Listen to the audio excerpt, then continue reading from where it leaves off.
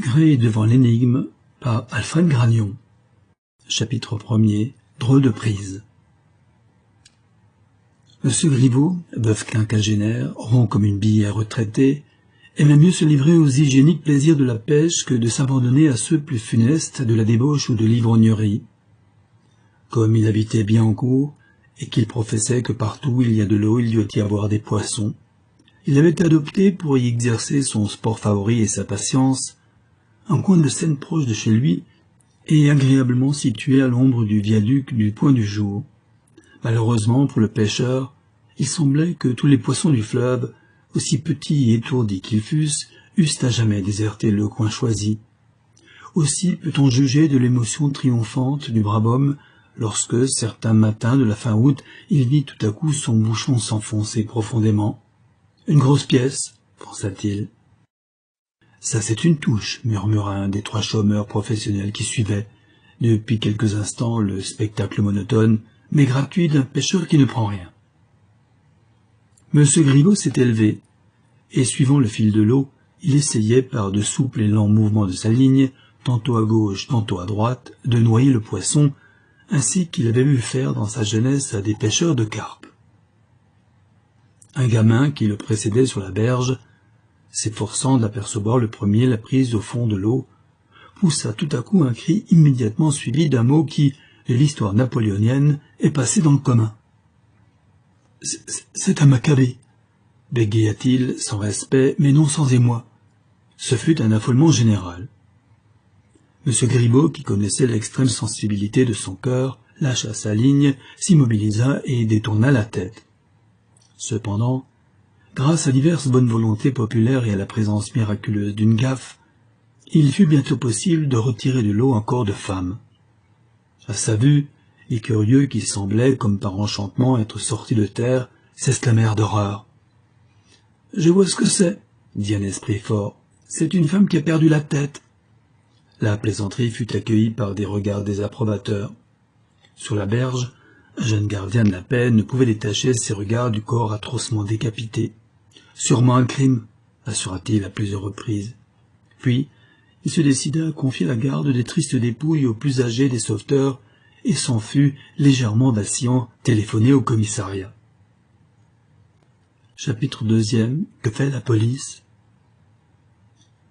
L'enquête sur l'affaire du Point du Jour avait été confiée à M. Bordier, commissaire aux délégations judiciaires, mais ce fonctionnaire ayant, dès les premières constatations, classé le crime dans la peu reluisante série de ceux que l'on dénomme crapuleux, et étant, d'autre part, accablé de responsabilité dans une retentissante affaire de trafic d'armes, s'était momentanément déchargé des recherches sur son subordonné, l'inspecteur principal Poussin.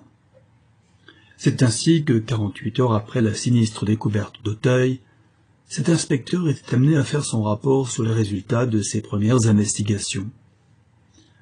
Le rapport avait été d'autant plus succinct qu'en 2 jours Poussin n'avait absolument découvert qu'une seule chose qui lui parut établie, c'est que ni lui-même, ni a fortiori nul autre, ne découvrirait jamais rien en ce mystère.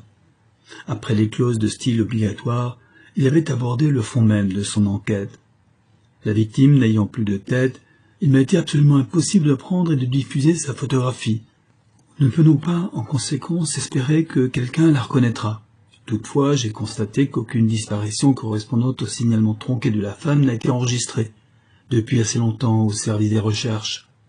D'autre part, l'examen médico-légal conclut à ce que nous nous trouvons en présence d'une femme d'environ 20 à 25 ans, mesurant probablement 1,60 m, dont le corps ne présente aucun signe ou cicatrice particulier et qu'elle séjournait dans l'eau de 12 à 24 heures. Ce manque de précision, notamment sur la durée de l'immersion, est éminemment regrettable. Un de nos spécialistes, en calculant la vitesse moyenne du courant, le poids physiologiquement variable de la noyée, l'éventualité d'obstacles rencontrés, aurait pu situer approximativement le point de chute. Mais le médecin légiste assure qu'il ne peut dire mieux, étant donné qu'il ne s'agit pas d'une asphyxie par submersion. Nous en sommes donc réduits à imaginer que la femme a été lancée dans le fleuve, quelque part entre le pont de Charenton et celui de Grenelle. Les investigations sur une aussi longue distance sont pratiquement impossibles. Enfin, ni le linge extrêmement simple, ni la robe visiblement de confection ne portait d'initiales ni de marque. Dans ces conditions, il est indiscutable, et j'estime qu'on ne peut désormais attendre quelque éclaircissement dans cette affaire que d'un hasard ou d'une dénonciation. « Ouais », avait grogné le commissaire Bordier. Puis, un silence gênant s'était établi et c'était en vain que Poussin avait attendu l'autorisation de disposer. Poussin, malgré son respect inné de la hiérarchie, ne cessait de se demander en ce moment si, décidément, le destin qui a donné aux subordonnés le goût de l'obéissance n'a pas donné aussi au chef celui de l'iniquité. « Est-ce que vous avez vu ça ?»« Oui », laissa enfin tomber monsieur le commissaire Bordier. De la pointe du menton, il montrait quelques journaux du matin dépliés en un coin de son bureau. S'étant avancé, Poussin aperçut des titres énormes. Le mystère du viaduc, la femme sans tête, l'énigme sanglante, que fait la police ? Que fait la police ? Cette question publiquement étalée par quelques petits reporters en mal de copie, voilà donc certainement d'où venaient les nuages sombres que Poussin sentait d'instinct, depuis la fin de son rapport, s'amonceler sur sa tête ronde. Il souleva légèrement ses grasses épaules et risqua un sourire de méprisante ironie souligné d'un faible hoquet. Il devait regretter sur le champ cette tentative d'hilarité, pourtant convenablement contenue. Elle semble avoir ouvert les écluses à un torrent de sarcasme. Une cascade d'adjectifs tombait, parmi lesquels le malheureux inspecteur, dos courbé et jambes vacillantes, en surprit certains à la fois désagréables à l'oreille et contraires à l'opinion qu'il avait de lui-même. Mais les adjectifs s'envolent, et les chefs s'en vont déjeuner, et comme eût dit Shakespeare, sans que l'inspecteur s'en doutât. Tout cela eût été beaucoup de bruit pour rien, si la conclusion de la diatribe n'était venue en flèche du part profondément ulcéré le cœur de Poussin. « Et vous allez immédiatement aller trouver Gray !»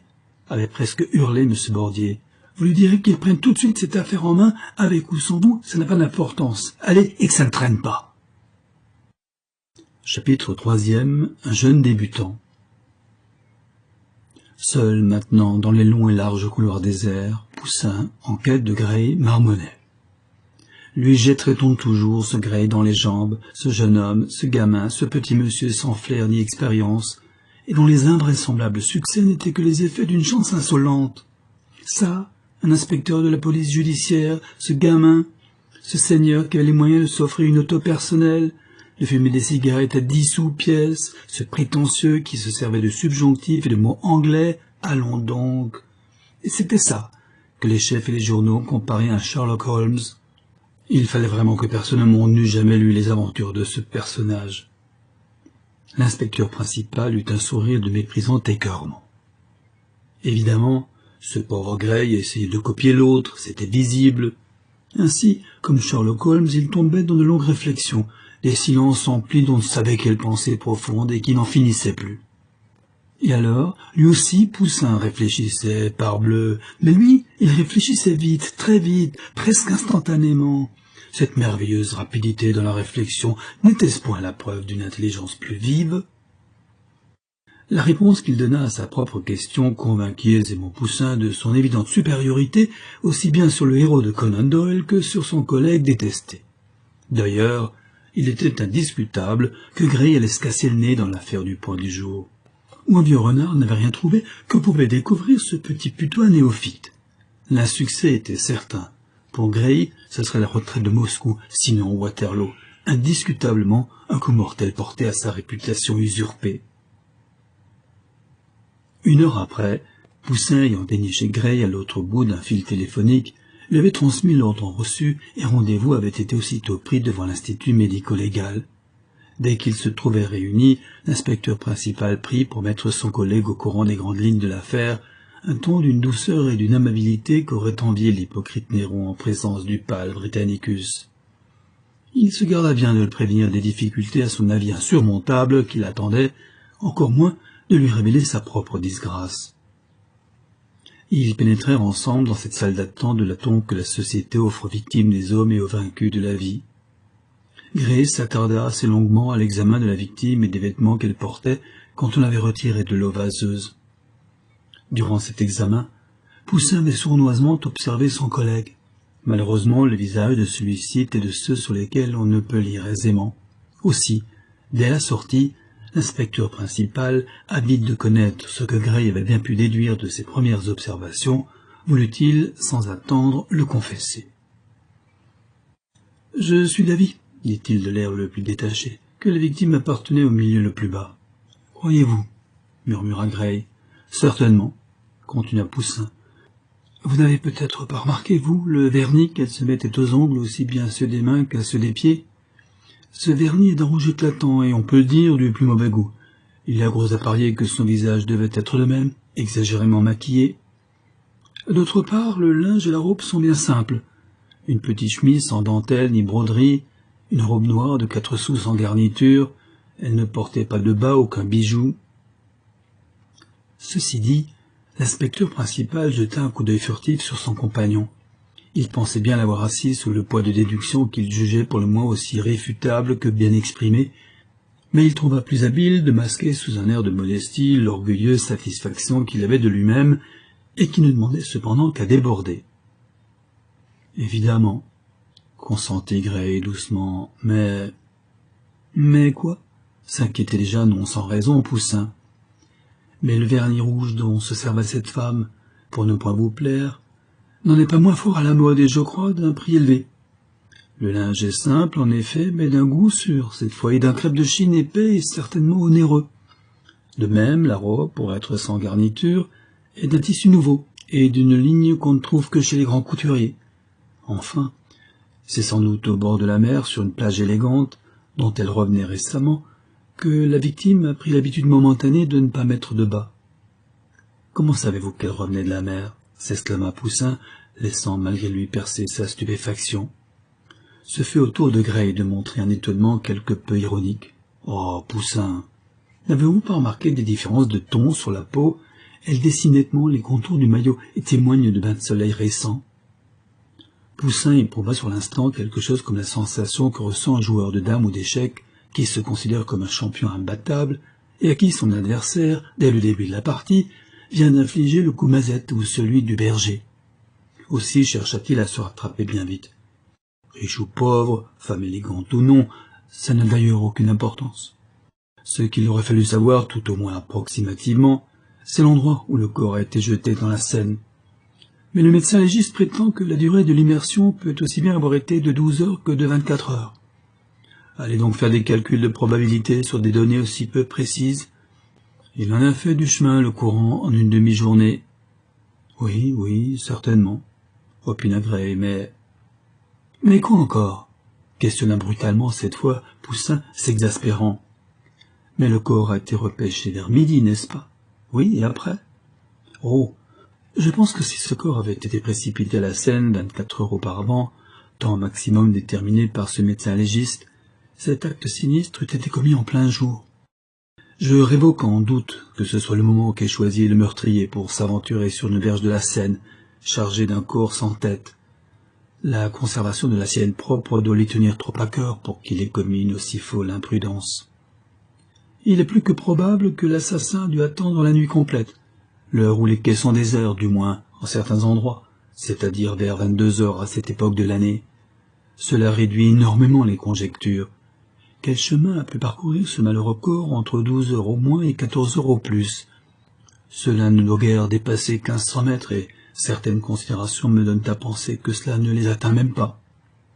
À ce moment, Gray est là un taxi qui passait. « Où allez-vous » s'efforça de bégayer Poussin. « Trouver le meurtrier, j'espère. » La réponse, cette fois, devait à ce point abasourdir l'inspecteur principal qu'il se trouva assis dans la voiture à côté de son collègue sans même se rendre compte qu'il y montait. Il était dit que toutes les espérances de Poussin périraient dès leur naissance. Gray reprenait aussitôt lentement et comme s'adressant à lui-même plus qu'à son compagnon de route. « Le meurtrier doit habiter un rez-de-chaussée, dont la cuisine ou la salle de bain donnent sur les quais. Il est sans doute célibataire, jeune, élégant, probablement étranger et de caractère peu sociable. Il rentrait chez lui après 10 heures du soir le jour du crime, et y restait la plus grande partie du lendemain. »« Qu'est-ce que vous racontez ? Il ne faudrait tout de même pas essayer de me bluffer, vous savez, ni de vous faire passer aux yeux des êtres sensés pour une voyante extra-lucide. » Gray marqua quelques surprises de cette sortie assez violente, puis, haussant légèrement les épaules, il murmura en souriant modestement. « C'est vrai, ce ne sont que des conjectures déductives. La moindre omission ou la plus légère erreur dans les prémices ou le développement peuvent entacher de fausseté leurs conclusions.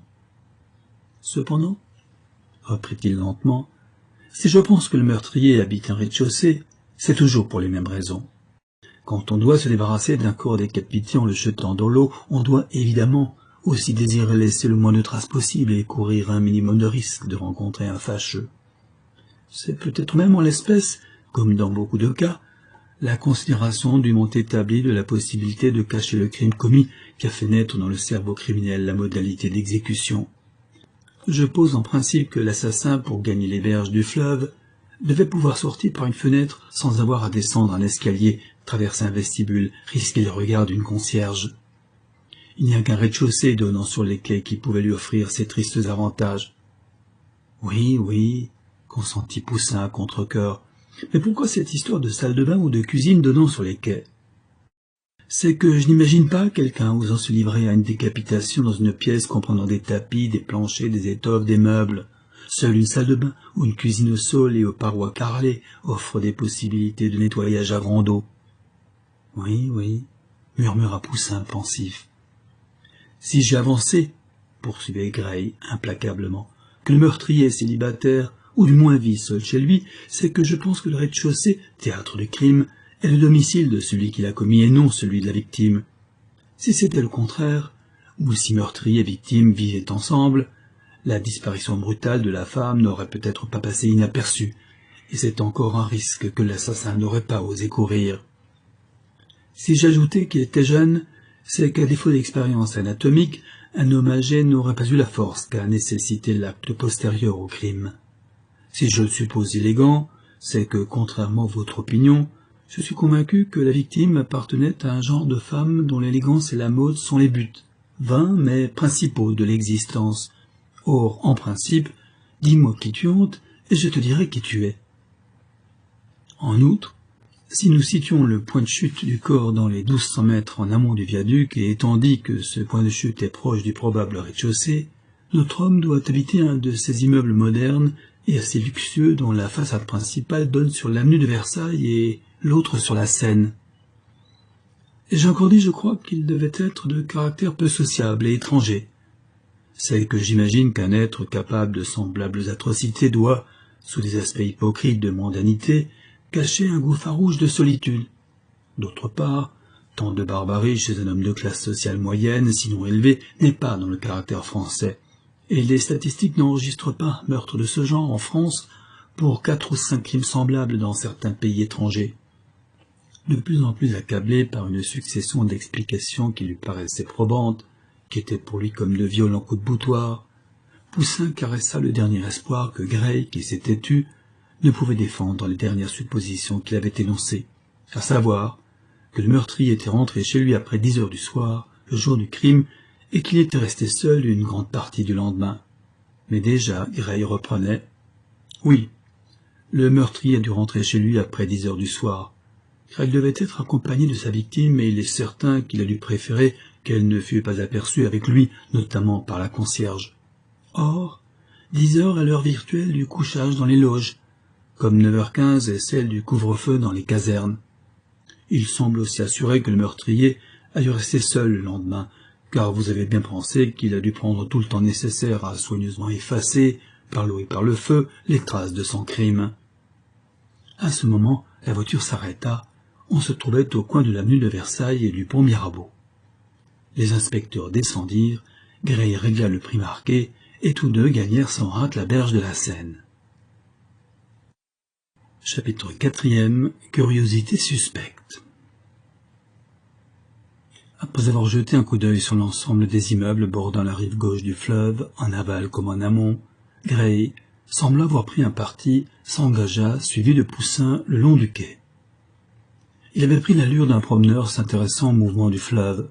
Cependant, Poussin, qui n'était pas sans observer son collègue avec une certaine inquiétude, remarqua qu'à plusieurs reprises, le regard inquisiteur de Gray s'était posé sur les immeubles riverains. Tout à coup, Gray, qui marchait légèrement en avant, s'arrêta et poussa une exclamation amusée. De la main, il montrait à son collègue un point de la rive opposée. « Regardez donc, cher ami. » Poussin écarquilla les yeux et essaya de deviner ce que Gray lui montrait de l'autre côté de la scène. Mais il ne remarqua rien d'anormal, d'extraordinaire encore moins, rien qui ait pu exciter la gaieté inattendue de Gray. « Qu'est-ce qu'il y a » questionna-t-il Bougon. Tous deux avaient maintenant le visage tourné vers le fleuve, et des immeubles proches, on ne pouvait apercevoir que leur dos. Gray en profita pour murmurer rapidement à son collègue. « Derrière nous, à la fenêtre d'un rez-de-chaussée, quelqu'un nous observe. Surtout ne vous retournez pas. » Le visage se devine à peine, mais j'ai très bien vu la main écarter un rideau.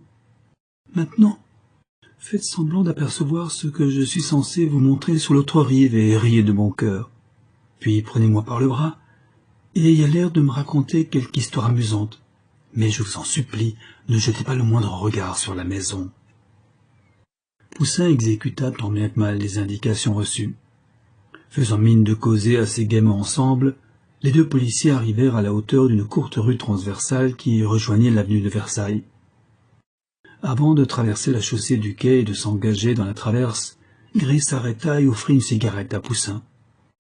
Pour ce faire, il avait sorti un porte-cigarette en métal finement poli, qu'il avait, avant de l'ouvrir, porté inopinément et sans raison à hauteur de son visage, puis agité dans un petit geste gai de feinte menace à l'égard de Poussin ahuri. Lorsqu'ils eurent tourné le coin, abandonné le quai, Gray s'arrêta de nouveau. Il dit d'une voix dure cette fois, « On a continué de nous observer. Comment le savez-vous ? Mon porte-cigarette est un excellent rétroviseur. » Il ajouta immédiatement, « Veuillez rester ici, surveillez le quai sans vous faire voir, tandis que moi je gagnerai l'immeuble suspect par l'avenue de Versailles, où doit se trouver son entrée. » Poussin commençait à ouvrir la bouche pour suggérer une façon d'opérer différente et dans laquelle Gray eût pris sa place, et lui, la place de Gray, mais avant qu'il eût émis une syllabe, son collègue avait déjà disparu dans l'avenue de Versailles. L'inspecteur principal, réduit au rôle de comparse, supplia tous les saints du paradis que le meurtrier, si c'était lui, eut la bienheureuse idée de s'enfuir par une fenêtre donnant sur les quais. Ainsi ce serait lui, Poussin, qui l'arrêterait. Chapitre 5e. Appartement à louer. Tandis que Poussin commençait sa surveillance, Gray avait atteint dans l'avenue de Versailles la maison qu'il cherchait. Un écriteau annonçait un appartement à louer. Cet heureux hasard allait lui faciliter une entrée en conversation avec la concierge. Celle-ci était une petite femme d'une trentaine d'années, envahie de mauvaise graisse, grise de teint mais au regard assez vif et au visage avenant. Rez-de-chaussée 2 pièces, salle de bain, cuisine, tout confort, 8005 charges comprises, eau chaude au compteur, avait-elle répondu avec volubilité à la question de Gray. « Libre ?» demanda l'inspecteur. « Pour octobre, mais si monsieur veut visiter. »« S'il y a quelqu'un, je ne voudrais pas déranger. »« Oh, ça ne fait rien. Le locataire ne peut pas vous empêcher de visiter. »« Ah, c'est une locataire ?»« Oui, madame Stourman. »« Et il n'y a qu'un rez-de-chaussée dans la maison ?»« Oh non, monsieur. Il y en a 2, absolument pareils d'ailleurs, bien qu'à l'envers, pour ainsi dire. Monsieur comprend ? Oui, et l'autre est occupé ? C'est-à-dire qu'il est loué. Le locataire est parti mardi soir en voyage, mais il reviendra en octobre. Ah, il est parti en voyage mardi soir. Oui, oh, il ne reste que 3 jours à Paris. Il revenait de Biarritz. Gray eut l'impression qu'il devait avoir l'air absolument idiot. Il avait été attiré directement vers cette maison parce qu'il avait surpris une curiosité bizarrement en éveil, et il apparaissait dès l'abord que c'était le locataire absent de l'autre rez-de-chaussée qui correspondait au meurtrier qu'il cherchait. Les caprices du destin sont vraiment imprévisibles. Il prit un air timide pour dire « Ça m'ennuie de déranger cette dame, et puisque l'autre rez-de-chaussée est absolument semblable et présentement inoccupé, je préférerais, si c'est possible, et si vous le voulez bien, jeter un coup d'œil sur celui-ci. » En même temps, une pièce de 5 francs passait sans difficulté de la main de Gray dans celle de la concierge. « Oh, mais certainement, monsieur. Monsieur Arizzi me donne toujours les clés. Quand il est là, je fais son ménage, et quand il n'est pas là, j'aère tous les jours. » Dès l'entrée, Gray fut conquis par l'élégance de la décoration. Le salon était devenu un cabinet de travail autour duquel couraient, sur 3 rangées superposées, depuis les plaintes, les reliures précieuses d'1 millier de volumes. Au milieu de la pièce, une large table bureau supportait, rangée en bon ordre, tous les objets nécessaires pour écrire et 2 grandes photographies sous verre dont l'une représentait une tête de vieillard aimable et distingué, tenant du Père Noël et de Tolstoï, l'autre le portrait d'une charmante jeune fille ou jeune femme d'une vingtaine d'années. Gray pensa que psychologiquement ce portrait de femme ne pouvait être celui de la victime, et se hâta de gagner la salle de bain. Il ne laissa d'être immédiatement étonné de constater qu'un long voile de mousseline de soie très fine, d'un blanc immaculé et traînant presque sur le sol, tamisait la clarté de la fenêtre. « Joli, ce voile, et tout neuf, » dit-il. « Il ne doit pas y avoir longtemps qu'il est là. »« Oh, si, monsieur, il y a au moins 2 mois que j'ai donné l'autre au teinturier. Et je dois justement le reprendre pour y faire une petite réparation. Il est si net, si propre. »« Oh, c'est moi qui fais le ménage, » dit finement la concierge. L'inspecteur, après un petit sifflement d'admiration, se risqua à poser une question saugrenue. « Même le jour du départ de ce monsieur, c'est vous qui avez fait son ménage ?»« Mais oui, monsieur, je vous assure, c'était mardi, et comme tous les matins à 7h30, j'ai apporté son petit déjeuner à monsieur Arizzi, et j'ai préparé son bain. Oh, vous savez, pendant les vacances, il n'y a pas de locataire aux étages, alors j'ai tout mon temps. Si monsieur était ici, je pourrais m'occuper de lui comme si j'étais presque uniquement à son service.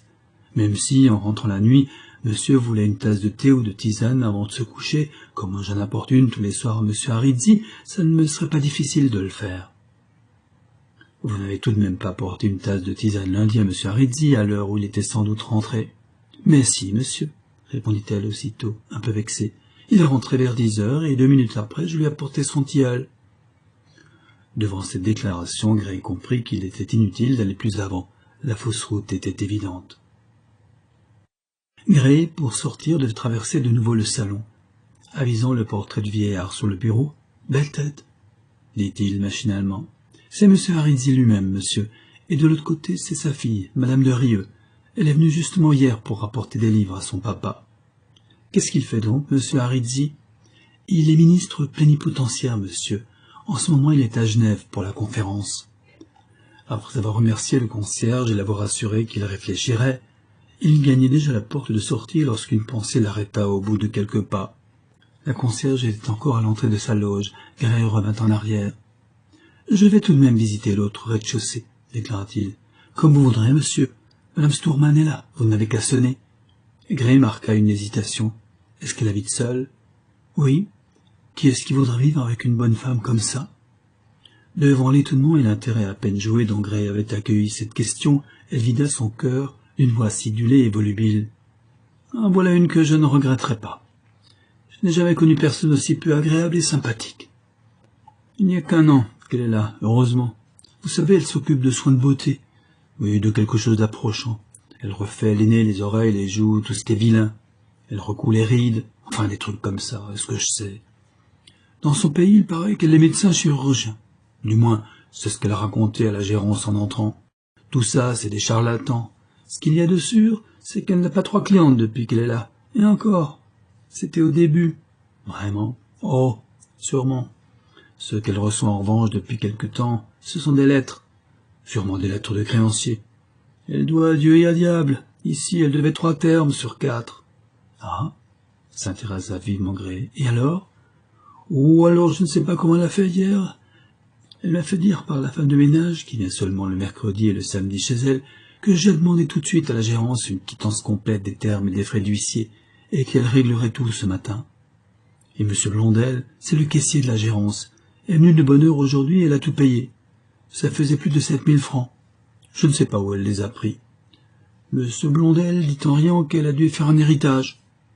Moi, j'ai idée que c'est de l'argent qu'elle a dû gagner au jeu, dans un casino. Elle est revenue de vacances le même jour que M. Arizzi, c'était samedi matin. Où était-elle donc? À Juan-les-Pins, je crois. C'est là, en tout cas, que la femme de ménage m'avait dit de faire suivre la correspondance. Poste restante, Juan-les-Pins. Devant ce fleuve de renseignements, dont la rancune précipitait tant le flot, c'est à peine si maintenant Gray osait respirer. Ici, tout concordait merveilleusement avec les déductions de Gray, et expliquait la raison de l'intérêt que Mme Stourman portait aux gens qui flânaient devant ses fenêtres. Ainsi donc, le meurtrier serait une femme. La jeunesse et la force que l'inspecteur avait supposé que le meurtrier dut avoir étaient compensées par le fait que d'après ses dires mêmes, cette dame Stourman était plus ou moins un chirurgien professionnel. Maintenant Gray hésitait à entrer chez elle. Elle allait sûrement le reconnaître prendre les deux hommes qu'elle avait quelques instants auparavant suivis des yeux le long du quai. Cependant, la concierge, mettant l'hésitation de Gray sur le compte d'une ridicule timidité, et très heureuse du dérangement qu'elle occasionnait à sa locataire, allait rapidement à la porte de madame Stourman. Elle avait déjà appuyé sur le bouton de la sonnette avant que l'inspecteur eût pu l'en empêcher. Chapitre 6e, seconde visite.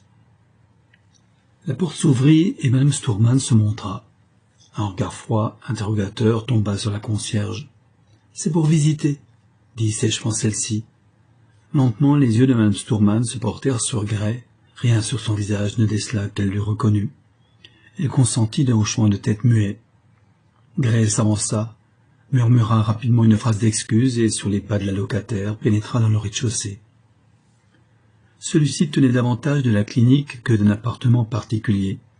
Depuis l'entrée, et à l'exception de la chambre, les cloisons et les murs étaient recouverts d'une épaisse peinture vernie, dite lavable, de couleur bleue très claire. Le salon avait été, sans doute à l'entrée de la locataire, aménagé en salle d'attente. Quelques sièges modernes dansaient autour d'une table où des revues féminines, froissées et jaunies, s'éparpillaient. Un épais tapis gris et noir recouvrait toute la pièce.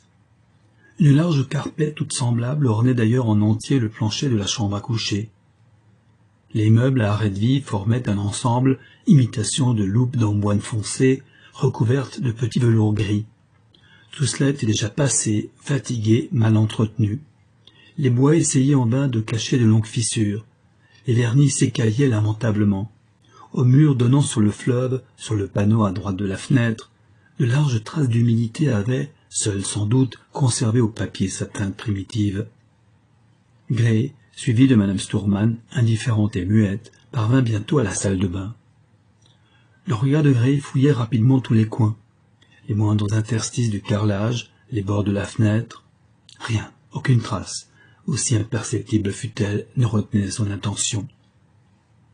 Comme Gray se retournait, il aperçut madame Stourman qui semblait suivre avec une curiosité lasse tous ses mouvements. « Pourrais-je voir la cuisine » demanda Gray. Madame Stourman parut étonnée de ce désir, mais aussitôt elle consentit et le conduisit. La cuisine était devenue un cube, au sol et aux parois carrelées. Les meubles, en fer, ripollinés de blanc, formaient son aménagement succinct. Un fauteuil, une chaise, une table, dans un angle un petit fourneau électrique. Dans un autre coin, une petite vitrine de verre sur 4 pieds de nickel laissait apercevoir sur une de ces tablettes quelques instruments d'acier. Des pinces, des boîtes à pansements. Sa tablette inférieure soutenait des produits de beauté, lait, crème, poudre et quelques flacons pharmaceutiques. Une légère odeur de formol planait malgré la fenêtre ouverte. De nouveau, Gray multipliait ses rapides investigations. Il s'approcha de la fenêtre comme pour admirer la vue qu'offraient les rives de la Seine. À la vérité, il cherchait une tache suspecte, révélatrice. Comme il ne trouvait rien, l'ombre d'un doute l'effleura sur la culpabilité de cette femme. Il résolut de ne pas insister pour l'instant, et après quelques considérations sur l'appartement, il remercia, prit congé et sortit. Chapitre 7e, première déduction. Sur le trottoir de l'avenue, Poussin traduisait l'énervement de son attente en battant une petite mesure frétillante de la pointe de son parapluie. Gray alla à lui et lui dit rapidement « Courez reprendre votre faction tout de suite. Je vais téléphoner pour qu'on nous envoie 2 hommes pour la faire surveiller. » La maison? Non, la femme. Quelle femme? La meurtrière. Quelle meurtrière? Je vous expliquerai. Ne perdez pas de temps. Maintenant, elle doit se méfier. Elle est très capable de nous filer entre les doigts de l'autre côté. Tandis que l'inspecteur principal, pestant contre l'éternelle chance de son collègue, retournait au petit trot à son poste, Gray était revenu vers la loge de la concierge et y était rentré. « Avez-vous le téléphone » avait-il demandé. « Oui, monsieur. Celui de l'immeuble. » D'un geste de la tête, elle désignait l'appareil. « Bien, merci. Je dois téléphoner. Vous n'avez qu'à écouter et vous comprendrez. Pendant ce temps, surveillez le vestibule et si cette Stourman sortait, prévenez-moi aussitôt. » La concierge, éberluée du changement d'attitude de ce candidat locataire, mais impressionnée par son autorité, se plaça devant la porte de la loge. Déjà Gray avait obtenu la communication demandée.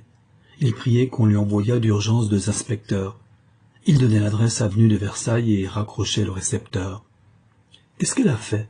questionnait la concierge, moins étonnée d'avoir affaire à un policier que satisfaite des ennuis qui semblaient menacer sa locataire. « Je ne sais pas encore, » répondit Gray évasivement, « mais en attendant, veuillez répondre à mes questions.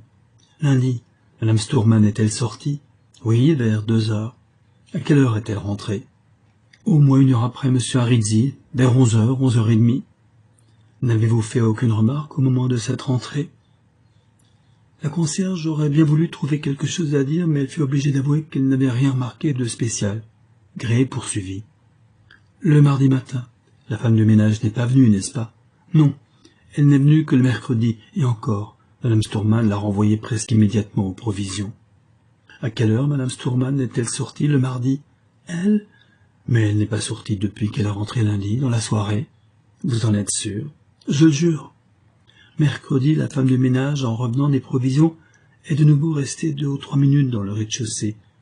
En sortant, elle m'a fait la commission relative au règlement que Mme Stourman voulait faire à la gérance. C'est tout. C'est bien, je vous remercie.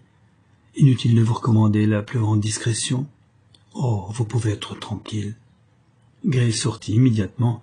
Il avait hâte d'être seul. Dès qu'il fut sur le trottoir de l'avenue, il avisa presque en face un modeste débit de vin, d'où il pourrait fort bien surveiller la sortie de l'immeuble qu'il venait de quitter et guetter l'arrivée des collègues attendus. Il s'installa à l'intérieur, à une table utilement choisie, devant un verre de bière, et ne tarda pas à tomber dans ces profondes réflexions qui, selon Poussin, formaient entre Sherlock Holmes et Gray l'unique point d'analogie. Il convenait préjudiciellement d'imaginer de savoir qui était probablement la victime. Était-ce une compatriote de Mme Stourman, voire une parente, ou seulement une amie, ancienne ou occasionnelle? Étant donné les révélations reçues sur la situation économique jusqu'à ces jours derniers, difficiles de Mme Stourman, il n'était pas à penser qu'elle eût les moyens de s'offrir sans l'aide de personne d'onéreuses vacances à Jean Lépin. Quelques personnes compatissantes et riches avaient certainement subvenu aux frais du voyage et du séjour. Il était bien possible que ce fût elle qui eût payé de sa vie son geste généreux. Gray projeta de téléphoner dès qu'il le pourrait au commissariat spécial de Jean Lépin pour savoir avec qui Mme Stourman y était arrivée et y avait séjourné. D'autre part, le paiement inattendu de plus de 7000 francs laissait présumer qu'une somme d'argent assez importante touchée par la victime était le but du crime. Gray se promit de demander dès le lendemain matin aux établissements de crédit, en commençant par les succursales des banques orientales, si une de leurs jeunes clientes n'avait pas retiré, le lundi précédent, à leur guichet, une somme probablement assez importante. Cette enquête lui serait d'ailleurs peut-être facilitée par l'indication à Jean Lépin du nom de la compagne de Mme Stourman. Simultanément, il alerterait dès ce soir la brigade dite dégarnie pour que fût recherchée dans les principaux hôtels de Paris une voyageuse en état d'absence depuis le lundi précédent. Mais ne se pourrait-il pas que la victime, elle, ne fût revenue du midi que le lundi seulement? Dans ce cas, la sortie de Mme Stourman, dans l'après-midi du lundi, n'avait pas pour but un rendez-vous avec sa future victime, et on était amené à justement supposer qu'elle avait dû alors attendre son amie à la gare de Lyon, à l'arrivée tardive de quelques rapides en provenance de la Riviera. Bien entendu, dans cette éventualité, Mme Stourman avait dû se garder de laisser l'arrivante s'embarrasser de bagages importants dont le débarquement, avenue de Versailles, n'aurait pu passer inaperçu de la concierge. L'excuse était facile. Il était trop tard pour courir les hôtels et risquer de ne pas y trouver de place. La voyageuse passerait la nuit chez Mme Stourman. On chercherait tranquillement un gîte le lendemain, et l'on enverrait quelques bagagistes de l'hôtel choisi retirer les malles de la consigne. Une enquête s'imposait à la consigne de la gare de Lyon. Gray en était à la récapitulation des démarches qu'il convenait de faire immédiatement quand il aperçut, descendant de voiture, les collègues qui l'attendaient. Quelques instants après, Poussin et lui regagnaient rapidement le quai des Orfèvres. Chapitre 8e. La victime. Le lendemain matin, à 11 heures, Gray et Poussin étaient tous deux dans le cabinet de M. Bordier. Gray parlait. Elle s'appelle Stefana Kotcheko, veuve d'un industriel bulgare. Elle avait 26 ans. Elle est arrivée à Jean Lépin le 23 juillet, venant de Paris accompagnée de la dame Stourmann, qu'elle semblait considérer comme une dame de compagnie, et qu'il ressortit de leur déclaration qu'elles étaient parentes éloignées. Durant son séjour à Juan-les-Pins, la jeune et paraît-il jolie madame Cocheco s'était prise d'un jeune Égyptien, et c'est en sa compagnie que les deux femmes ont quitté Juan-les-Pins le 22 août après un mois de séjour.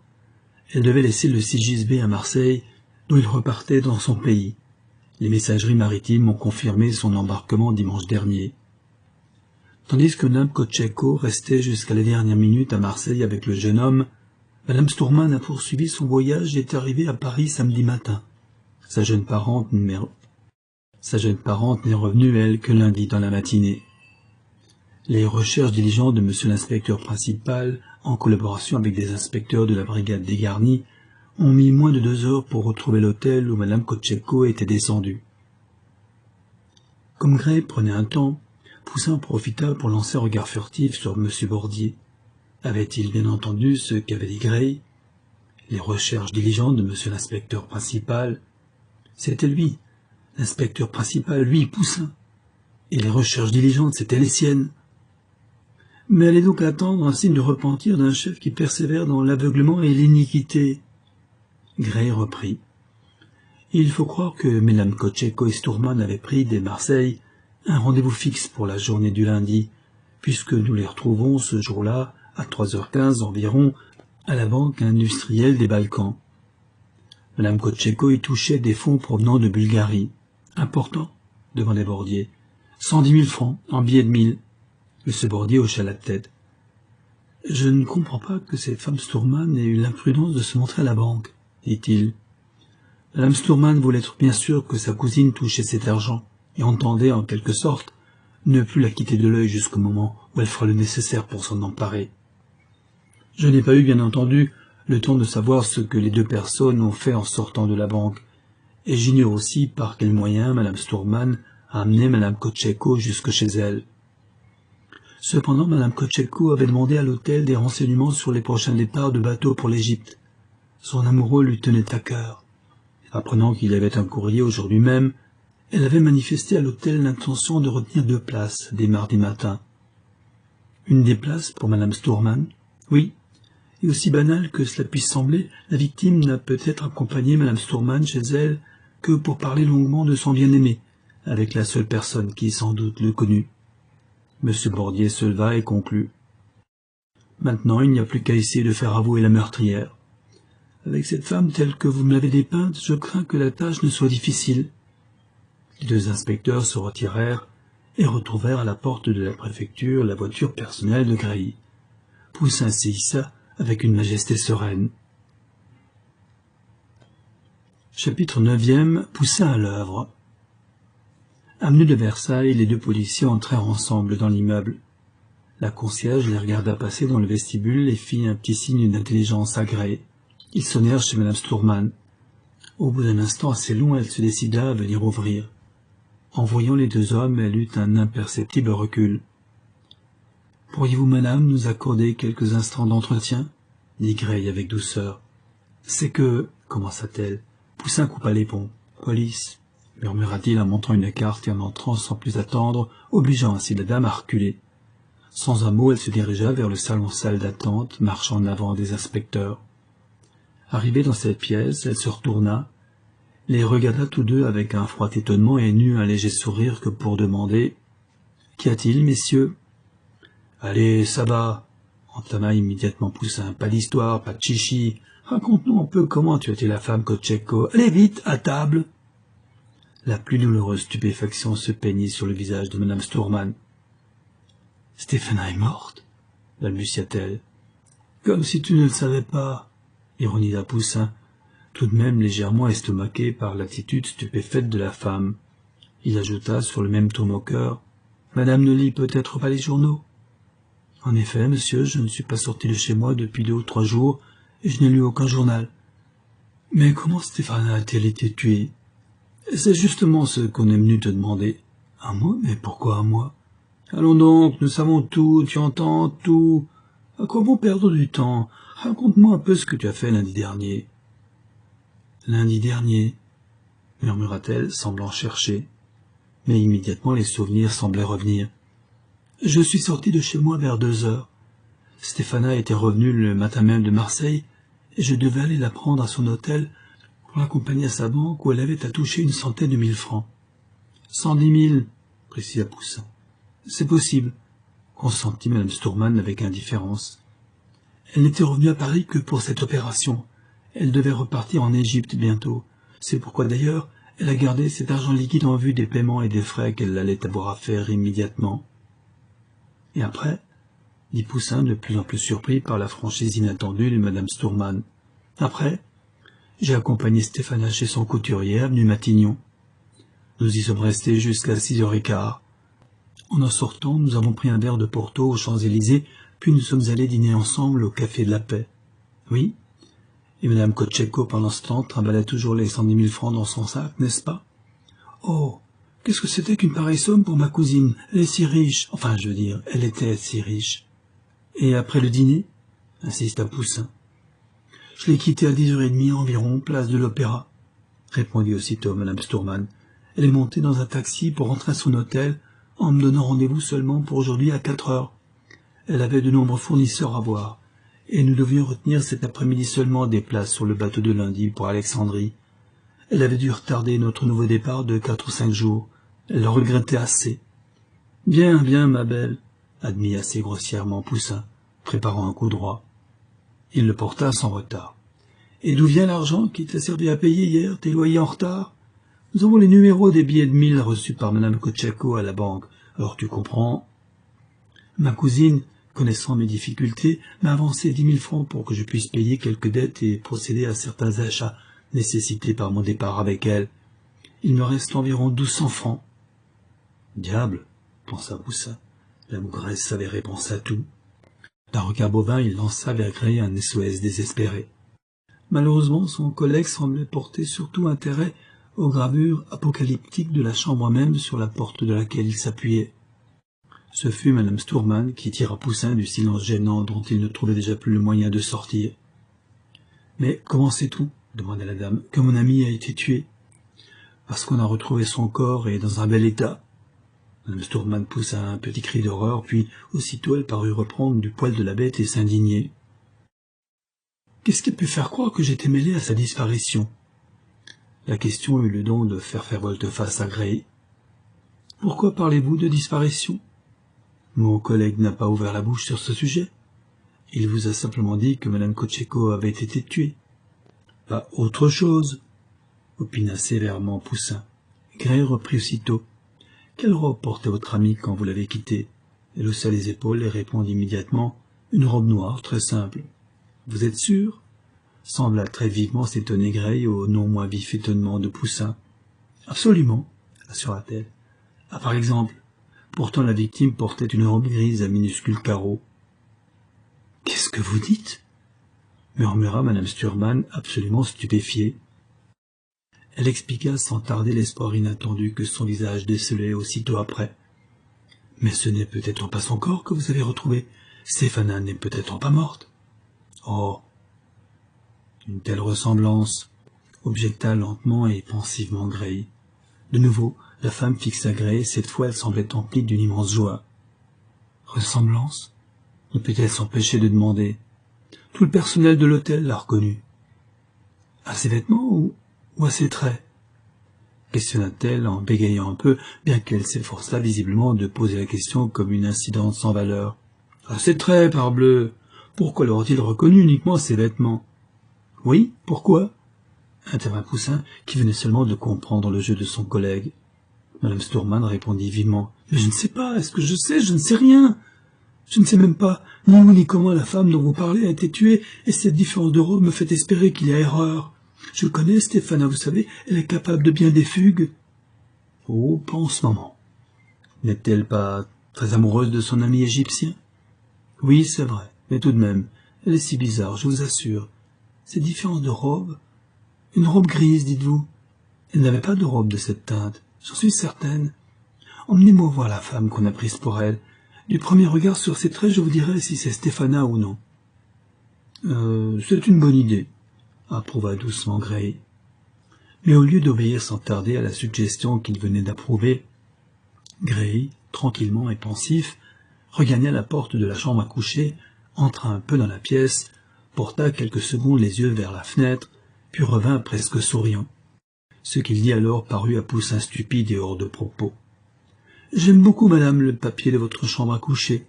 S'il vous en restait un rouleau, je vous demanderais de me le confier. Cela me servirait d'échantillon. » « Je n'ai jamais eu de rouleau de ce papier. Le peintre n'en a pas laissé. »« Tiens, c'est ennuyeux, dit Gray, même pour vous, car je crains que vous n'ayez à changer bien tous les deux les qui sont à la droite de la fenêtre. Il y a des traces d'humidité, je crois. Je n'en comprends d'ailleurs pas la raison. Le mur est au midi, en outre le côté gauche de la fenêtre, qui fait pendant à l'autre, est absolument sec. Oui, il y a eu une fuite d'eau, l'année dernière, à l'étage au-dessus.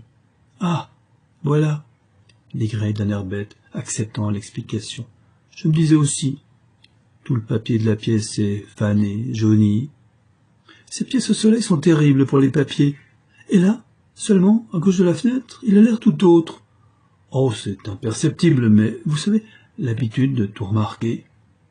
Ça ne peut être que l'humidité qui lui a conservé ou redonné ce teint frais, cette apparence quasi neuve. Poussin s'énervait. Cette banale histoire de papier mural allait-elle durer longtemps? Ce qu'il vaudrait mieux, voyez-vous, insista Gray, c'est arracher le papier, laisser sécher le mur et en recoller d'autres à votre retour de voyage. À quoi bon? Dit Mme Stourman. Je dois déménager dans 2 mois. Je crois que nous devrions surtout nous occuper en ce moment d'aller reconnaître d'urgence la malheureuse femme que l'on a prise pour ma cousine et en terminer avec cette sinistre épreuve. Certainement. Mais je voulais vous dire à propos de ce papier. Poussin regarda Gray et tout à coup il crut comprendre. Gray pensait sûrement qu'on avait dû sur le papier effacer avec de l'eau des traces de sang révélatrices. De là venait l'humidité qu'il avait remarquée. À l'interrogation muette de Poussin, Gray répondit « Mon cher Poussin, quand on a un fleuve à quelques pas du rez-de-chaussée qu'on habite, on peut se débarrasser presque facilement d'un corps de femme et également de la tête. On peut aussi effacer les traces de sang, aussi nombreuses et importantes soient-elles quand on a à sa disposition une pièce qui se prête par destination à des nettoyages de ce genre. Mais ce qui est moins facile, aussi bizarre que cela paraisse, n'est-ce pas, Madame Stourman, c'est de cacher le produit de l'assassinat. 100 billets de 1000 francs. Les banques peuvent être surveillées, les numéros des billets repérés, danger. L'abri le plus sûr, c'est encore chez soi. Évidemment, le hasard extraordinaire peut y amener la police. Il faut donc avoir le génie de trouver un endroit que les plus habiles perquisitions ne puissent découvrir. Plancher, carrelage, fauteuil, boiserie, literie, manteau de cheminée, double fond de malle ou de valise, tout cela, les films et les romans policiers l'ont appris, sont les premières cachettes possibles sur lesquelles se précipitent les enquêteurs. Madame Stourman a trouvé mieux. Et si nous étions arrivés 2 ou 3 jours plus tôt, nous n'aurions jamais retrouvé les 100 000 francs qui sont la preuve de sa culpabilité. Madame Stourman lança un regard de haine sur Gray, mais se tut. L'inspecteur poursuivit. « Je comprends qu'elle soit restée 3 jours chez elle. L'opération a dû être délicate et je suppose que mercredi, elle n'a pas dû laisser entrer sa femme de ménage dans sa chambre. Pensez donc, réunir 100 billets de 1000 francs les uns aux autres, sans doute par du papier collant ou des bordures de timbre, en faire une nappe, l'appliquer sur un panneau du mur, retenir cette nappe dans le haut, probablement par le même procédé, puis mettre sur le tout un premier papier mural collé seulement en haut et en bas et non sur les billets, et un second que l'on colle cette fois sur toute la surface du premier. En séchant, le papier se tire et toutes les boursouflures et toute humidité disparaissent avec le temps. N'est-ce pas quelque chose comme cela, Madame Stourman? Poussin s'était déjà élancé dans la chambre. « Faites attention de ne pas déchirer les billets, » conseilla Gray. Quand il fut seul avec Madame Stourman, il s'assit sans la quitter les yeux, puis il demanda « Comment avez-vous pu la tirer chez vous ?» Elle releva la tête, regarda Gray, eut un sourire amer et se décida, vaincue. On aurait pu l'emmener au bout du monde à condition de ne pas cesser d'écouter parler de son Égyptien bien-aimé. Et la tête? Madame Stourman pâlit horriblement, mais pourtant elle balbutia. Après le corps, dans l'eau, plus loin, les instruments dans le sac, tout. Poussin reparut, triomphant. « J'ai retrouvé les billets, » dit-il, et il s'approcha de Madame Stourman. On entendit le bruit d'un déclic. Quelques instants après, les deux inspecteurs et leur prisonnière, se rendant à la police judiciaire, passaient devant le palais. De nouveau, le regard de Poussin se leva vers l'horloge centrale. 14h moins 12. Sans vraiment trop savoir pourquoi, il calcula qu'il y avait juste 24 heures qu'il allait quitter le palais pour les mettre Gray au courant de l'énigme du point du jour. Ainsi s'achève Gray devant l'énigme par Alfred Gragnon.